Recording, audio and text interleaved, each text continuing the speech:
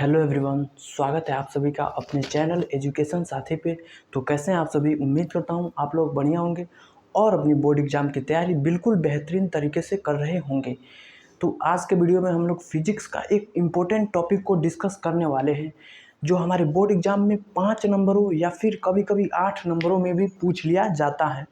इसीलिए आपसे एक आग्रह है कि आप वीडियो को अंत तक देखिएगा और मेरा आपसे गारंटी है, वादा है कि आपको जो है 100% जो है पूरा के पूरा वीडियो समझ में आने वाला है। ठीक है, तो आज के वीडियो में हम लोग पढ़ेंगे कि बिंदु आवेश के कारण हमारा जो है विद्युत विभव क्या होता है। ठीक है, इसी डेरिवेशन को आज हम लोग डिस्कस करने वाले हैं। ठीक है, तो आप लोग वीडियो को अंत तक देखिएगा। चलिए हम स्टार्ट करते हैं कि आखिर भैया हमारा बिंदु आवेश के कारण विद्युत विभव होता कितना है। ठीक है, तो सबसे पहले मानेंगे दोस्तों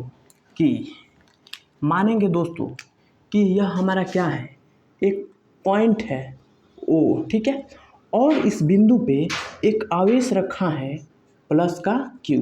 ठीक है भैया, हाँ, और इससे आर दूरी पर, कितना दूरी पर भैया, तो आर दूरी पर एक बिंदु है पी। ठीक है, इस डिस्टेंस को हम कितना मान रहे हैं दोस्तों, तो आर मान रहे हैं। ठीक है, माना एक बिंदु है ओ जिस पर प्लस क्यू आवेश रखा है। ठीक है, और इससे आर दूरी पर एक बिंदु पी है और इस बिंदु पी पे एक परीक्षण आवेश क्यू नॉट रखा है। ठीक है, और हमें इसी पी पॉइंट पर हमें क्या करना है, विभव का मान को ज्ञात करना है। ठीक है, तो इतनी बात को आप जो है लिख सकते हैं अपने भाषा में।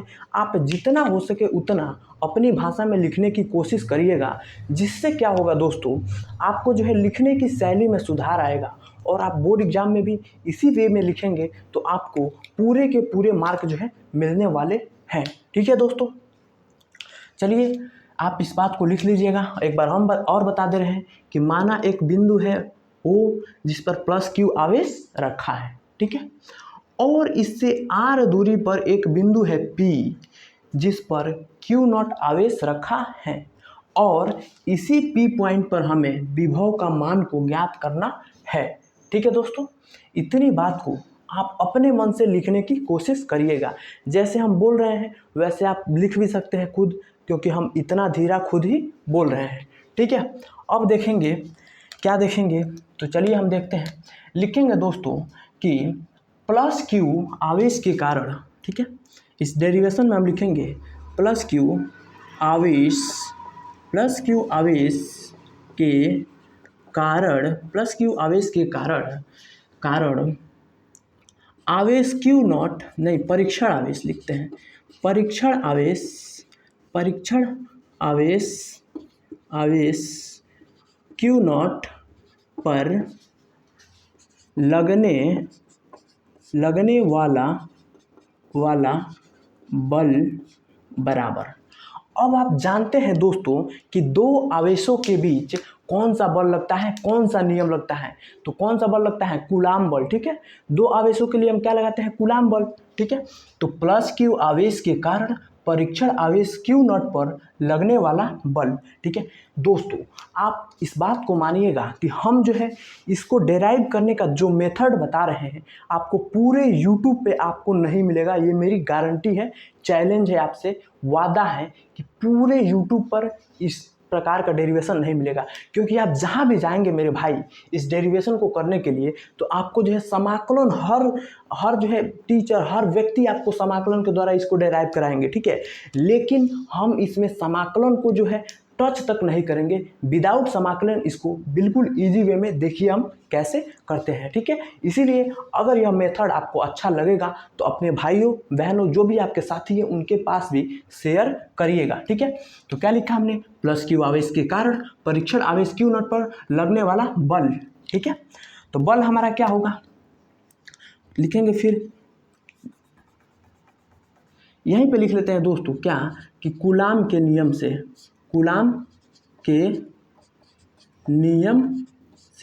ठीक है, यहीं पे लिख लेते हैं कूलाम के नियम से। ठीक है, उसके बाद से हम ये लिखेंगे, ठीक है, कूलाम के नियम से प्लस क्यू आवेश के कारण परीक्षण आवेश क्यू नॉट पर लगने वाला बल। तो हमारा बल कितना होगा भाई, जरा बताना। F इज इक्वल टू क्या होता है, कूलाम का नियम हमारा 4 पाई एप्सिलॉन 0 और क्या दोनों आवेश, तो हमारा दो आवेश क्या है Q इंटू क्यू नॉट अपान और उनके बीच की दूरी का वर्ग होता है तो आर स्क्वायर हो जाएगा। ठीक है, अब हम मानते हैं दोस्तों, इसको हम मानेंगे समीकरण नंबर 1, इक्वेशन नंबर 1। ठीक है, अब हमको क्या निकालना है, तो हमको भैया क्या निकालना है, तो हमको विभव निकालना है। तो आप जानते हैं विभव बराबर क्या होता है, लिखते हैं भैया क्या कि वैद्युत विभव, वैद्युत ठीक है दोस्तों, वैद्युत विभव वैद्युत विभव भी बराबर क्या होता है दोस्तों, तो होता है सर W/Q0। ठीक है, इतनी बात तो आप जानते हैं कि V बराबर W/Q0 होता है। अब आप ये भी जानते हैं दोस्तों कि इसको हम ऐसे भी तो लिख सकते हैं दोस्तों 1/Q0 इंटू W भी तो लिख सकते हैं ना।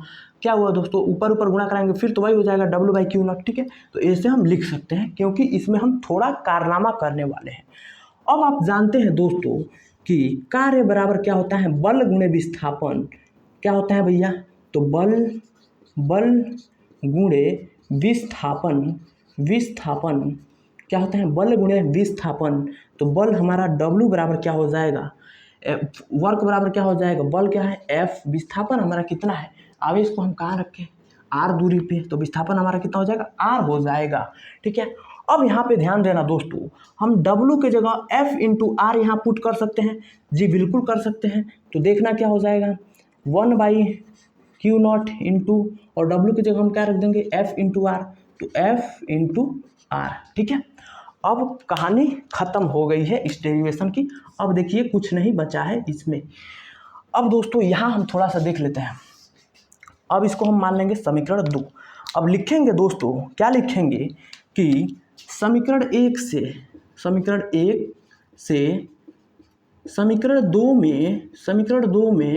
2 में f का मान रखने पर।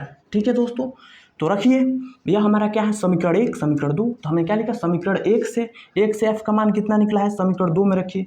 समीकरण 2 हमारा क्या कहता है दोस्तों, v बराबर 1/Q0 इंटू f का वैल्यू हमारा कितना आया है दोस्तों, तो f का वैल्यू हमारा आया है 1/ कितना आया है दोस्तों 1/4 पाई एप्सिलॉन 0